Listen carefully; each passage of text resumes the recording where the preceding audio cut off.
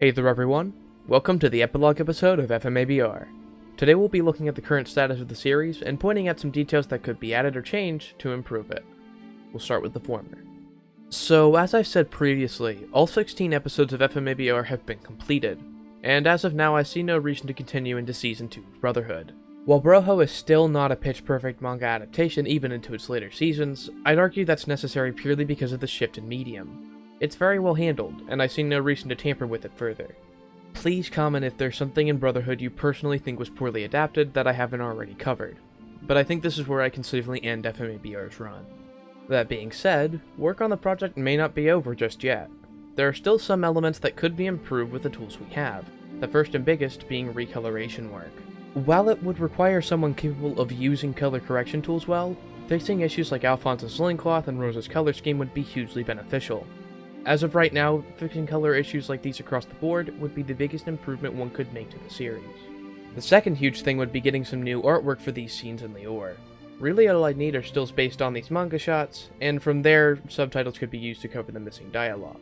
This part of Lior is already pretty understandable from a visual perspective anyway though, so even just having the artwork to fill these voids would be incredibly helpful. The third element is arguably just as vital as the other two for much of this series' potential audience: an isolated subtitle track for 2003.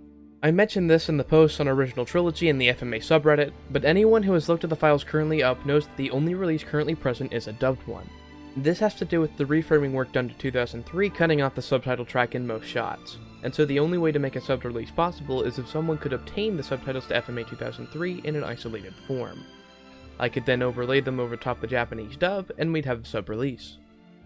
So to recap, to improve FMABR, we'll need people willing to handle color correction for all FMA 2003 footage, are willing to help create new artwork for the missing scenes in Lior, and lastly, can procure an isolated subtitle track for Fullmetal 03. Please email project.fma.b.r@gmail.com if you're interested in helping with any of these three things. Any and all help will be greatly appreciated. Aside from those three things, there's only one other aspect I can ask of you guys as an audience. Spread the word. This edit has the potential to be a better intro to the world of Fullmetal Alchemist than either of the two official adaptations, but that can only be the case if people know about its very existence. Those threads I mentioned didn't get much attention as of writing this, so I'm really counting on you guys to help get the word out that this exists, as well as clear any misconceptions that may exist about it.